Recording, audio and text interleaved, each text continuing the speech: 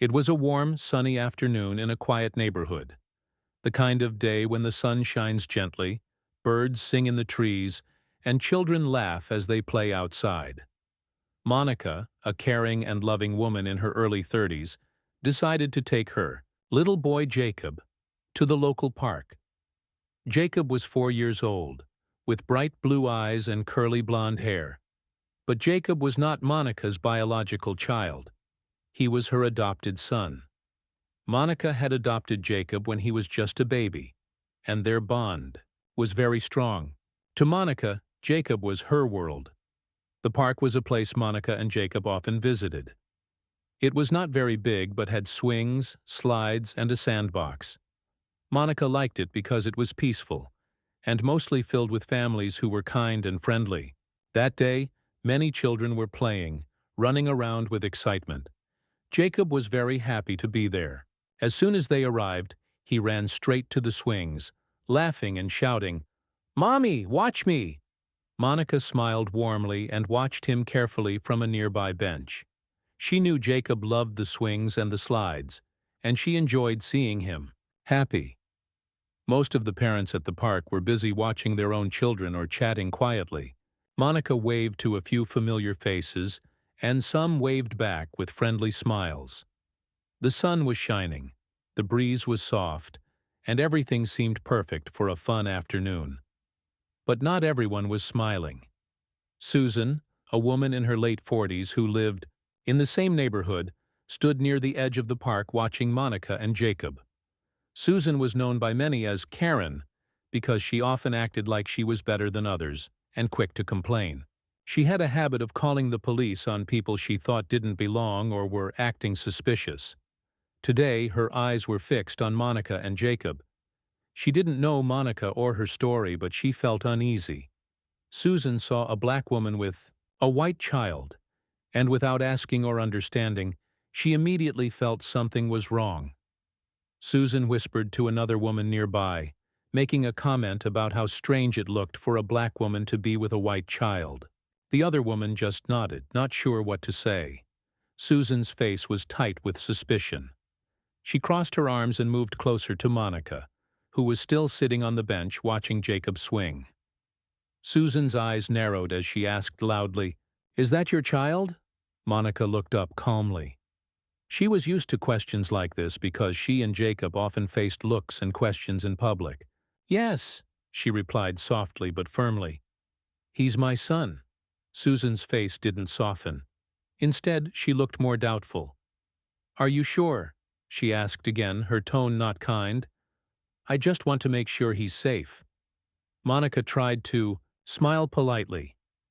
"I understand your concern, but Jacob is my son. I adopted him when he was a baby." Susan's eyes darted around, probably expecting someone else to back her up. Instead, the other parents continued playing with their children or watching quietly, unsure if they should get involved. Susan stepped away from Monica and pulled out her phone. Without saying anything more to Monica, she started dialing. Monica's heart sank a little. She had hoped for a peaceful day at the park. She knew what was coming, but she stayed calm. She picked up Jacob when he got off the swing and wiped his sweaty forehead with her sleeve. Jacob smiled up at her, oblivious to the tension nearby. The phone call Susan made was to the police. She told them that she had seen a black woman with a white child who looked out of place and seemed suspicious. She was worried the woman might have taken the child without permission. She didn't know Monica, didn't know the real story, but she was sure enough to call the authorities. Monica tried to continue enjoying the day. She sat on the bench, holding Jacob close as he played with some toys she had brought. She looked around and saw some people whispering, glancing at her and Jacob. It wasn't the first time she had faced such looks, but it still hurt. She had adopted Jacob because she wanted to give him love and a good home. But sometimes the world outside made her feel like an outsider herself. Minutes later, she heard the sound of a police car arriving. The red and blue lights flashed through the trees. Monica's heart beat faster, but she remained composed. The officers walked over, polite but serious. One officer asked her to stand up and come with them for a moment. Monica nodded. Jacob looked confused and a little scared. Monica bent down and whispered gently, "Don't worry, Jacob. Mommy's right here." The officers asked Monica some questions. "What is your name? Is this your son? Do you have any proof that you're his mother?" Monica calmly replied, "My name is Monica Harris. Yes, this is my son. I adopted him when he was a baby. I have his adoption papers and his birth certificate here in my bag." One officer asked Jacob to show his favorite toy. Jacob happily handed over a small stuffed dinosaur, his face lighting up again. Monica could see that the officers were trying to be kind, but she could also feel the weight of suspicion in their voices. The crowd around the scene started to grow. Some people whispered to each other. Others watched quietly. Susan stood at a distance, arms crossed and looking proud, as if she had done something important. Monica felt a mixture of emotions: sadness, frustration, and a little fear. She knew she hadn't done anything wrong. She was just a mother taking care of her son. But in that moment, she felt judged not for what she had done, but for who she was. One woman in the crowd, a kind older lady named Mrs. Thompson, stepped forward and said loudly, "Monica's a good mom. I've known her for years. That's her boy." The officers listened to Mrs. Thompson and then asked Monica for her ID and the documents proving she was Jacob's legal guardian. Monica handed them over. The officers went back to their car to verify everything. While they were gone, Jacob clung tightly to Monica's leg, looking up at her with trusting eyes. Monica hugged him close and whispered, "Everything will be okay, sweetheart." After a few tense minutes, the officers returned and apologized. "We've confirmed everything is in order. Thank you for your patience," one officer said. Monica nodded, relieved, but still shaken.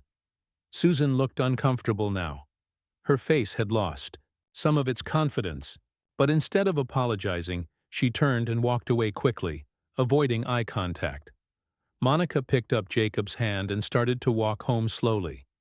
She saw some neighbors giving her supportive smiles. A few even waved and said, "You're a great mom." Even though the afternoon had turned difficult, Monica held on to the love she had for Jacob.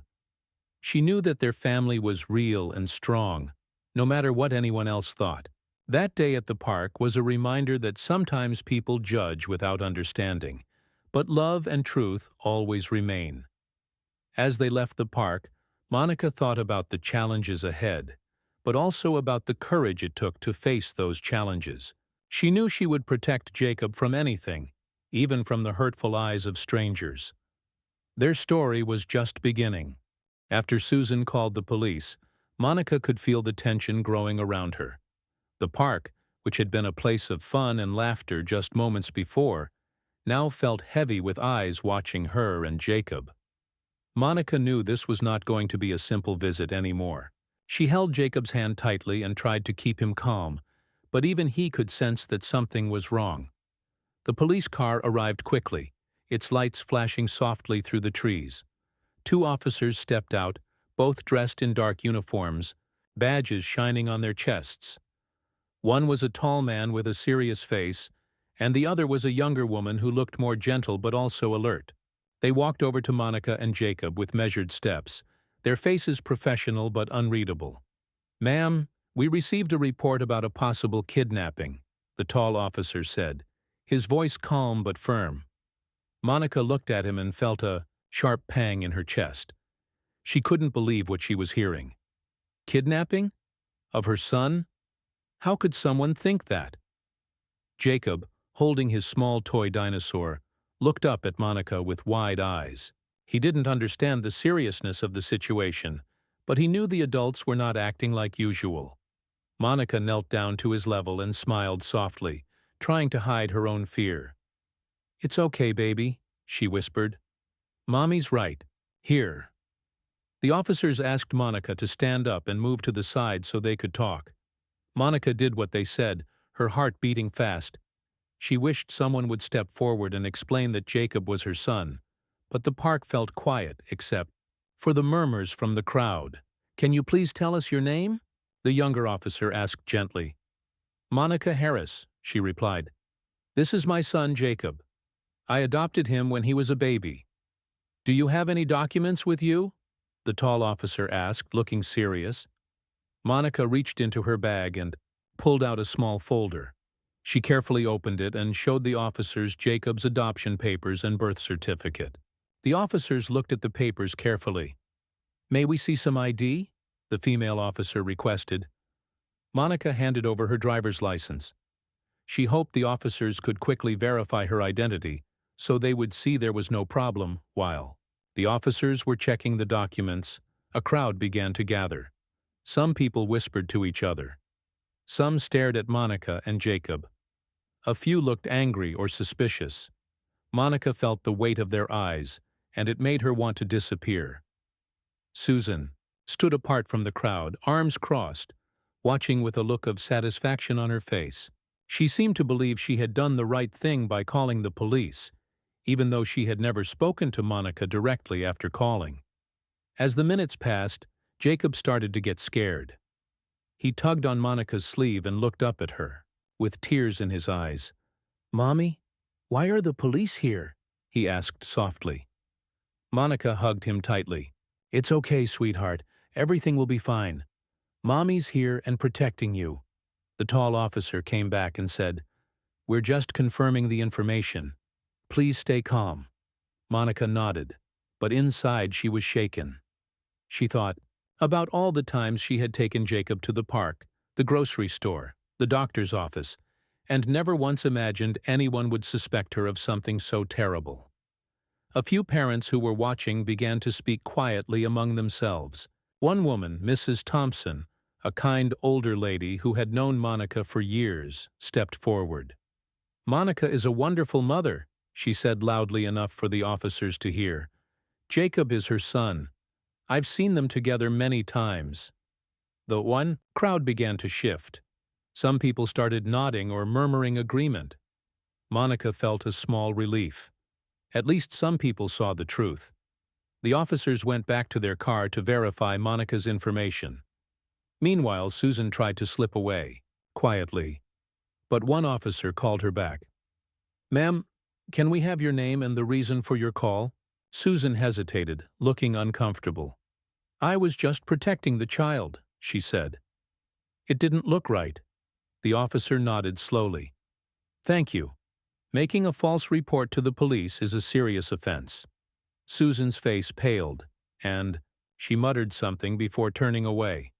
When the officers returned, they apologized to Monica. "Everything is in order. We're sorry for the inconvenience." Monica smiled politely but was still hurt by what had happened. She picked up Jacob and thanked the officers. The crowd began to disperse, some people shaking their heads in disbelief, others looking embarrassed that they had watched without saying anything. Monica held Jacob close and walked home slowly, thinking about the unfairness of the situation. She knew she was not the first mother to be judged unfairly because of the color of her skin or the race of her son. She had to be strong for Jacob. That night, Monica sat by Jacob's bed as he slept peacefully. She thought about the park, Susan, the police, and the strangers watching. It was a hard day, but she promised herself she would keep fighting for her family's happiness and safety. The next morning, Monica started making calls. She wanted to speak to the police department to ensure the officers knew she appreciated their kindness. She also reached out to a local community group that helped parents facing discrimination. She realized she was not alone, and that sharing her story might help others. Monica's friends and neighbors sent messages of support. Some said they had seen similar things happen to others.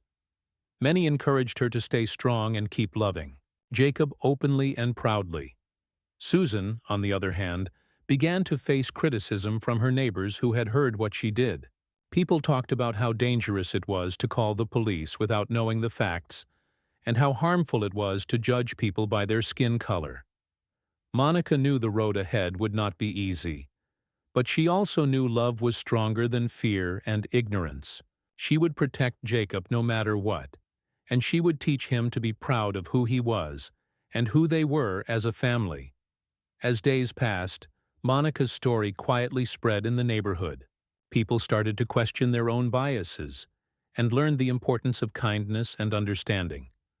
Monica hoped that one day, no mother would have to face the pain she felt that afternoon in the park. And through it all, Monica and Jacob kept going to the park, playing on the swings, laughing together and making memories, because their love was the most important thing, no matter what anyone else thought. The day that Monica and Jacob faced the police at the park left a deep mark on everyone who saw what happened. But the story did not end there. After the officers confirmed Monica's identity and the adoption papers, things started to change. But not always in the way Monica expected.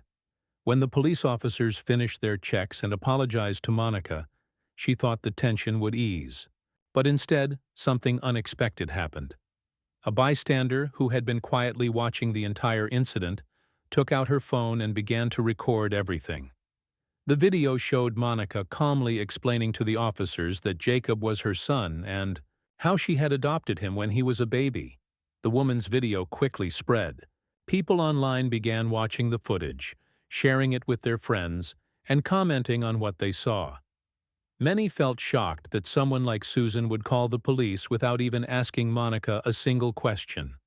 The video showed Susan standing, off to the side, arms crossed, and watching with an expression of judgment, as if she believed she had done the right thing. While the video went viral online, back at the park, the atmosphere was tense. Monica was still holding Jacob's hand, trying to keep him calm. The officers were polite but professional, making notes and asking questions. One officer, who had spoken to Susan, stepped forward and asked her to stay. Susan seemed uneasy now. The confident and smug look on her face had faded. The officer asked for her name and the reason she called the police. Susan stammered, "I was worried about the child. It just didn't look right. I wanted to protect him." The officer nodded and said, "Thank you. But please understand that making a false police report can have serious consequences." Susan tried to argue, saying she was only trying to help, but her words sounded weak. The officers wrote down her statement and warned her to be careful in the future. Meanwhile, people in the crowd began to speak up. Some defended Monica loudly, telling the officers that she had done nothing wrong and was a loving mother. Others mentioned that Susan had a history of making similar calls in the neighborhood, often targeting people she did not know or who looked different from her. One neighbor said, "Susan has been spreading fear for a while now. She calls the police on anyone she thinks doesn't belong." It's not right. The officers took notes and promised to look into the matter further. Monica watched all of this quietly, feeling a mix of relief and sadness. Relief that the truth was coming out. Sadness because she had been judged unfairly. After the police finished, Monica hugged Jacob tightly. He was tired and overwhelmed but safe. The community began to rally around her. Some neighbors offered water. Others came to say they were sorry this happened to her. At home that evening, Monica felt a wave of exhaustion. She sat down and thought about the unfairness of what had happened. Why did Susan judge her so quickly? Why did people still find it strange for a black woman to have a white son? These questions weighed on her heart. But Monica was determined. She knew she could not let fear or prejudice stop her. She decided to share her story.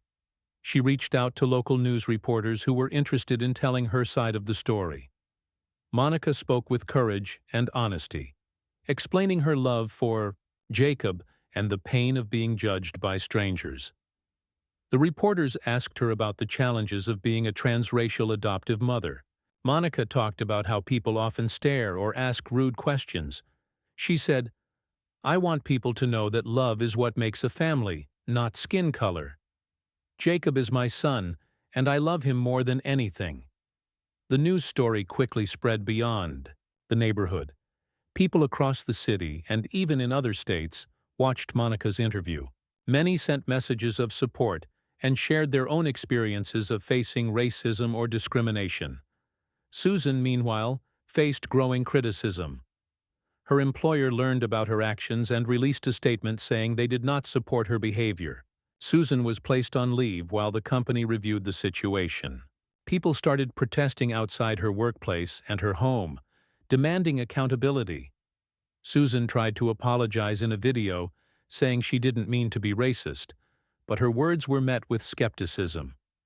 Many said that even if she didn't intend harm, her actions caused real pain. The community wanted her to understand the damage she had done. Monica's story became a symbol of courage and love. She was invited to speak at community centers, schools, and parenting groups. Her message was clear. Families come in all shapes, sizes, and colors, and every family deserves respect. She also worked with local organizations to raise awareness about adoption and racial bias. She wanted other parents and children to feel supported and safe. At home, Monica focused on Jacob. She made sure he knew he was loved and special. She taught him to be proud of who he was and where he came from. They created new happy memories together, going to the park, reading books, and laughing in their own little world. Monica's journey was not easy, but it was powerful. She showed that even when faced with unfair judgment and suspicion, love and truth could shine through. Her story reminded people that kindness and understanding are stronger than fear and prejudice. After the police officers had left and the initial shock began to wear off, Monica found herself in a complex emotional space. The incident at the park was still fresh in her mind. She kept thinking about how Susan, a stranger, had looked at her son and her with suspicion. How Susan had called the police without even asking a single question. It hurt deeply, but Monica also knew she couldn't let that moment define her or Jacob's life. Monica was a strong woman, but the experience shook her. She had always known raising Jacob, a white child, as a black mother wouldn't be easy. She had expected questions, stares, and sometimes rude comments. But she never imagined someone would call the cops on her own child. The day after the incident, Monica decided to take some time for herself and Jacob. She wanted to focus on healing and moving forward. She took Jacob to their favorite places where he could feel safe and happy. They went to the library, where Jacob loved looking at picture books, and the little bakery that always gave him a cookie. Monica knew these small moments mattered. They were the glue holding their family strong. At home, Monica sat down with Jacob and talked gently about what had happened. She wanted to explain in a way he could understand without making him scared. "Jacob," she said softly, "sometimes people don't understand families like ours. They get scared when things look different. But that's okay, because we know the truth. We are a family because we love each other." Jacob listened carefully, his big eyes wide. He was young, but he could sense the seriousness in his mother's voice. Monica hugged him tightly, promising to protect him no matter what. Meanwhile, news of the incident began to spread in the neighborhood. Some neighbors who had witnessed what happened came to Monica's door to offer support. They told her they were sorry this happened and that they stood with her. One neighbor, Mrs. Johnson, brought over a homemade meal and said, "You're a brave mom, Monica. Don't let anyone make you feel less." Hearing kind words from others helped Monica feel less alone. It reminded her that not everyone shared Susan's fear or prejudice, but it also made Monica think about the bigger picture. How many other families faced similar situations without support? Monica wanted to do something to change things. She reached out to local community groups and organizations that worked to fight racism and support adoptive families. She shared her story and asked how she could help others who might be struggling. At one meeting, Monica met other parents who had adopted children of different races. They talked about their experiences, the good and the difficult. Monica realized that while each story was different, they all faced the challenge of explaining their families to the world. One father said, "Sometimes people ask my daughter where her real mom is, even though I'm her dad. It's hard for her and for me." Another mother shared how her child was teased at school because of skin color. Monica felt connected to these families. Together, they talked about how important it was to educate others, especially children, about the many ways families can be made. Monica also spoke with adoption agencies and social workers. She wanted to help make the adoption process more supportive, so parents like her could get the help they needed to face prejudice. She learned about workshops and counseling services that could help children and parents talk about race and identity in healthy ways.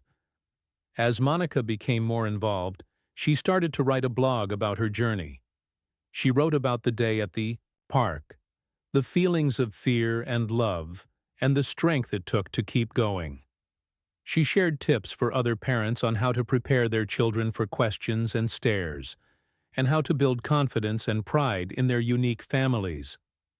The blog quickly gained readers. Many people wrote back, thanking Monica for her honesty and bravery. Some shared their own stories, and some asked for advice. Monica realized that by speaking out, she was helping others feel seen and understood. At the same time, Monica prepared to share her story with the media. Reporters contacted her, interested in telling the full picture, not just about the police incident, but about the reality of transracial adoption. Monica was nervous about being in the spotlight, but she knew it was important.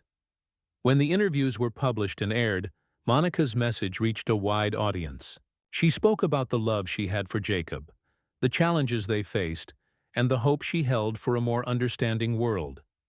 She emphasized that families are built on love, not just biology or appearance. The response was powerful.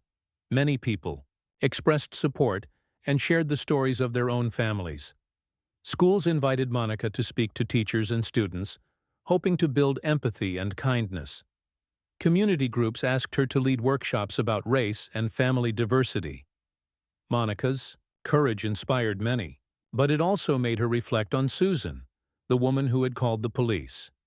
Monica didn't want to hate Susan, but she wished Susan could understand the harm caused by fear and prejudice. She thought about how education and dialogue might change people like Susan. One afternoon, Monica decided to write a letter to Susan. She didn't expect a reply, but she wanted to share her feelings.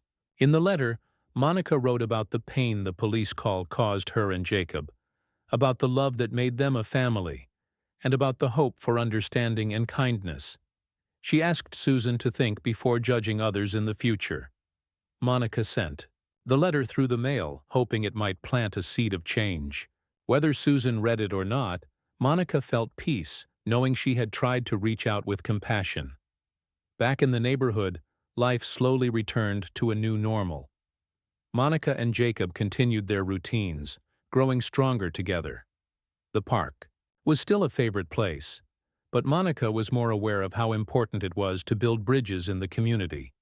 She invited neighbors to join family picnics and events, creating spaces where people could get to know each other beyond skin color or assumptions. These gatherings brought laughter and friendship, helping to heal some of the wounds left by fear. Monica also worked closely with the local school. She helped develop lessons about different family types and racial identity, so children could grow up with respect for diversity. She knew that changing the future meant educating the youngest generation. Jacob thrived in this environment. He made friends easily and enjoyed school. Monica watched with pride as he learned to speak proudly about his family. She knew that the challenges they faced had made them stronger and more connected. One evening, as Monica tucked Jacob into bed, he looked up at her and said, "Mommy, I'm happy to be your son." Monica smiled through tears and whispered, "I'm the happiest mom in the world." That night, Monica reflected on how far they had come. The park incident had been painful, but it had also sparked a journey of growth, courage, and hope. Monica believed that by sharing their story and standing strong, they were helping to change the world, one heart at a time. Monica's journey was not just about her family. It was about reminding everyone that families come in many forms and that love is the true foundation. It was about facing fear with kindness, judgment with understanding, and division with unity. As Monica looked to the future, she dreamed of a day when no mother or child would have to feel afraid because of their family's color or shape. She knew the road was long, but she was ready to walk it with courage, love, and hope. After everything that happened with the police at the park, Monica knew life wouldn't simply go back to normal. That day had changed many things, for her, for Jacob, and for the community around them. But even with the challenges they faced, Monica was determined not to let fear or hate control her family's future. In the days following the incident, Monica spent a lot of time thinking about what had happened. She realized the problem wasn't just Susan, the woman who called the cops. It was something bigger, people's fear of what they don't understand, and the way some judge others quickly without knowing the full story. Monica felt sad about this, but she also felt strong because she knew one thing for sure. Her love for Jacob was real and unbreakable. At home, Monica focused all her energy on making Jacob feel safe and loved. She wanted him to know that no matter what anyone said or thought, he belonged to her and was cherished. She read stories with him every night about families who looked different but loved each other very much. These stories helped Jacob see that families come in many forms, and that was something to celebrate. Jacob was still very young, but he was smart and sensitive. After the park incident, sometimes he would ask questions like, "Mommy, why did that lady call the police on us?" Monica always answered with care. She told him, "Sometimes people get scared of things that look different, but that's not their fault.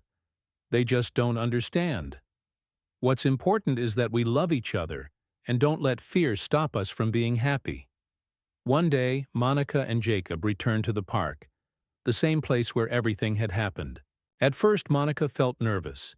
She remembered the worried faces, the officers, and the whispers.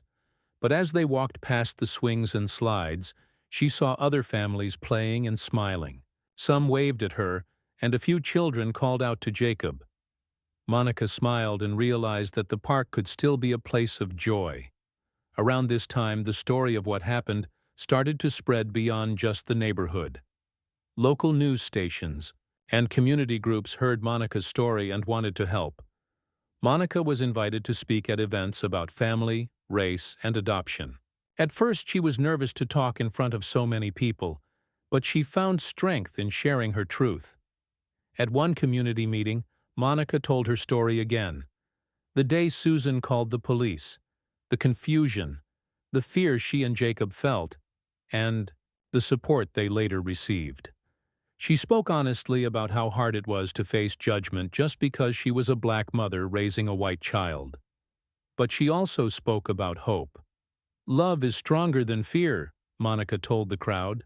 "Families are not always the same on the outside, but inside, love is what makes us family. We all deserve respect and kindness." Her words touched many hearts. Some people cried quietly, others nodded in agreement. Monica was amazed by how many families had faced similar struggles. Hearing their stories gave her hope that things could get better. Monica also worked with local schools. She visited classrooms and talked to children about families like hers. She showed pictures of her and Jacob and explained how love, care, and kindness are more important than skin color.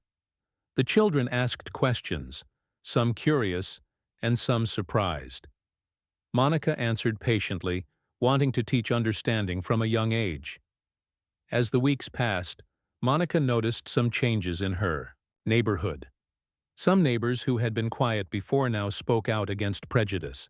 Parents at the school talked more about diversity, and some community leaders promised to support families of all kinds. Monica even received letters and messages from people she had never met. Many thanked her for sharing her story, saying it had helped them understand the struggles others face. Others shared their own experiences of being judged or misunderstood. Monica realized that her story was part of something bigger, a movement toward acceptance and love. While Monica was busy helping others and building a stronger community, Susan's life was changing too. News of her calling the police on Monica had spread, and many people were upset with her. Her job was at risk, and some friends stopped talking to her. Susan posted an apology online, but it didn't seem to help much. Many people felt her actions had hurt innocent people and caused unnecessary fear. Monica didn't want to hold anger in her heart, but she knew Susan's mistake was serious. She hoped Susan would learn from this experience and change her ways. Monica believed that forgiveness was important, but so was understanding how our actions affect others. At home, Monica and Jacob continued their life filled with love and small joys. They went on picnics, visited the library, and played in the park where Jacob laughed on the swings and chased butterflies. Every smile and every hug reminded Monica that they were more than what others thought or said. Monica also made sure Jacob knew his heritage and his story. She taught him about his family's past, about their love and strength. Jacob loved listening to stories about his ancestors and the journey that brought him to her arms. Monica wanted him to feel proud of who he was and where he came from.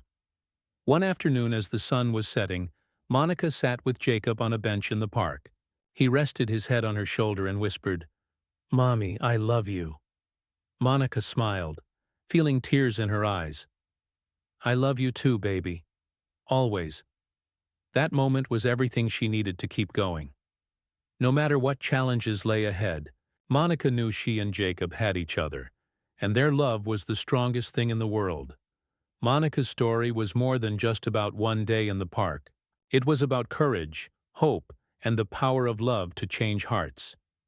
She hoped that by sharing their journey, others would learn to be kind, to ask questions instead of assuming, and to remember that families are made from love, not just appearances. As Monica looked toward the future, she dreamed of a world where no mother or child would ever have to feel judged or afraid because of the color of their skin or the shape of their family.